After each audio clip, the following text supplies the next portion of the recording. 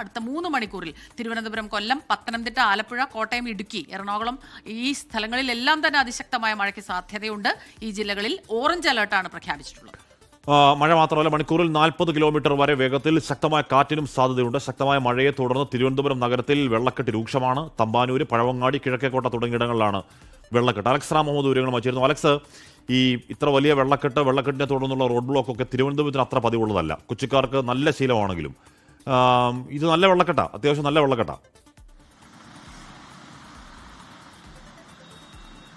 ഹാഷ്മി, അത്യാവശ്യം നല്ല വെള്ളക്കെട്ടെന്നല്ല, അക്ഷരാർത്ഥത്തിൽ പഴവങ്ങാടി, കിഴക്കേക്കോട്ട മേഖലകളിൽ അതിരൂക്ഷമായ വെള്ളക്കെട്ടുണ്ട്. വെള്ളത്തിൽ ഏറെക്കുറെ മുങ്ങിയിട്ടുണ്ട്. കിഴക്കേക്കോട്ട ബസ് സ്റ്റാൻഡ്, പഴവങ്ങാടി തുടങ്ങിയ മേഖലയിലെല്ലാം വെള്ളക്കെട്ടിൽ മുങ്ങിയിട്ടുണ്ട്. ആ ദൃശ്യങ്ങളിൽ കാണുന്നത് ഈ പഴവങ്ങാടി നിന്ന് പവർ ഹൗസിലേക്ക്, അതായത് പവർ ഹൗസ് വഴി നമ്മുടെ റെയിൽവേ സ്റ്റേഷന്റെ പുറകിലേക്ക് പോകുന്ന റോഡാണ് ആ കാണുന്നത്. അതിന്റെ തൊട്ടടുത്ത് ഈ ആമയിഴഞ്ചൻ തോടുണ്ട്. ആമയിഴഞ്ചൻ തോട് കര കവിഞ്ഞ് റോഡിലേക്ക് കയറി അത് ഈ പ്രധാനപ്പെട്ട കിഴക്കേക്കോട്ടയിലേക്ക് ഇങ്ങനെ ഒഴുകുകയാണ്. കിഴക്കേക്കോട്ട പഴവങ്ങാടി മേഖലയിലേക്ക് ഒഴുകുകയാണ്. ബസ് സ്റ്റാൻഡ് അക്ഷരാർത്ഥത്തിൽ വെള്ളത്തിനടിയിലായിട്ടുണ്ട്. ജനങ്ങൾ അങ്ങേയറ്റം ബുദ്ധിമുട്ടുന്നുണ്ട്. അതുമാത്രമല്ല, വാഹനങ്ങൾ ബോട്ട് കണക്കെ നീന്തി വരുന്നത് പോലെയൊക്കെ വാഹനങ്ങൾ വരുന്നുണ്ട്. അതുമാത്രമല്ല, ഹാഷ്മി നേരത്തെ സൂചിപ്പിച്ചതുപോലെ ഈ വെള്ളം അത് അങ്ങേയറ്റം മലിനജലമാണ്.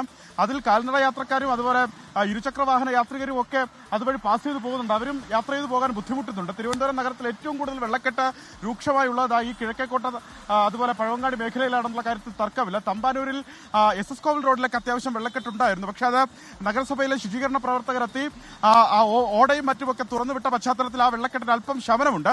വഞ്ചിയൂർ മേഖലയിലും, നേരത്തെയൊക്കെ താഴ്ന്ന പ്രദേശമാണ് വഞ്ചിയൂർ മേഖല, വഞ്ചിയൂർ മേഖലയിലും വെള്ളക്കെട്ട് രൂക്ഷമാണ്. ആ മേഖലയിലും ആ വെള്ളക്കെട്ട് പരിഹരിക്കുന്ന നടപടികൾ നഗരസഭ ശുചീകരണ പ്രവർത്തകരുടെ ഭാഗത്തു നിന്നുണ്ടാകുന്നുണ്ട്. പഴവങ്ങാടി ക്ഷേത്രമാണ് നമ്മുടെ ദൃശ്യങ്ങളിലുള്ളത്. ആ ക്ഷേത്രത്തിന് തൊട്ടു പിന്നിൽ നോക്കുക, അക്ഷരാർത്ഥത്തിൽ വെള്ളം കയറിയിട്ടുണ്ട്, വെള്ളക്കെട്ടുണ്ട്.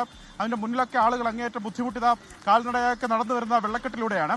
ഹാഷ്മി, ഏറ്റവും പുതിയ അലേർട്ട് നമ്മൾ നേരത്തെ 8 ജില്ലകളിൽ മഴ മുന്നറിയിപ്പ് ഇന്ന് പൊതുവിൽ നൽകിയിട്ടുണ്ട്. യെല്ലോ അലേർട്ട് നൽകിയിട്ടുണ്ട്. ശക്തമായ മഴയ്ക്കുള്ള സാധ്യതാ മുന്നറിയിപ്പ് നൽകിയിട്ടുണ്ട്.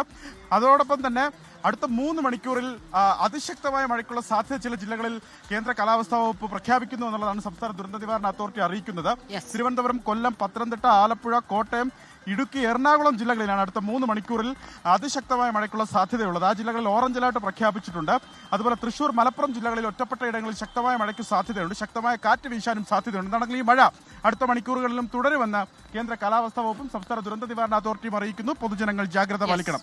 ഹാഷ്മി, സ്മിത. അലക്സദ, ഈസ്റ്റ് ഫോർട്ടിൽ 136 മില്ലിമീറ്റർ മഴ, മാറനല്ലൂരിൽ 128 മില്ലിമീറ്റർ മഴ, തിരുവനന്തപുരം സിറ്റിയിൽ 122 മില്ലിമീറ്റർ, എയർപോർട്ട് 115, പിരപ്പങ്കോട് 107 എന്ന് പറഞ്ഞാൽ അടുത്ത കാലത്തൊന്നും ഇല്ലാത്ത വലിയ മഴ തിരുവനന്തപുരത്ത് പെയ്യുന്നുണ്ട് ഈ മണിക്കൂറുകളിൽ, ഈ ദിവസങ്ങളിൽ. അത് ആ വെള്ളക്കെട്ട് കണ്ടാൽ നമുക്ക് അറിയുകയും ചെയ്യാം. അത് ഒഴുകി പോകാനുള്ള സ്ഥലം ഇല്ലാത്തത് കൊണ്ട് മാത്രമല്ല, അത്രയും ശക്തമായി മഴ പെയ്യുന്നു. ലോകത്തെവിടെയായാലും ഏത് സമയത്തും 24 വാർത്തകളും ഓഗ്മെന്റഡ് റിയാലിറ്റി പാക്കേജുകളും എക്സ്പ്ലെയിനറുകളും വിശദമായി കാണാൻ ഞങ്ങളുടെ യൂട്യൂബ് ചാനൽ നിങ്ങൾക്ക് സബ്സ്ക്രൈബ് ചെയ്യാം.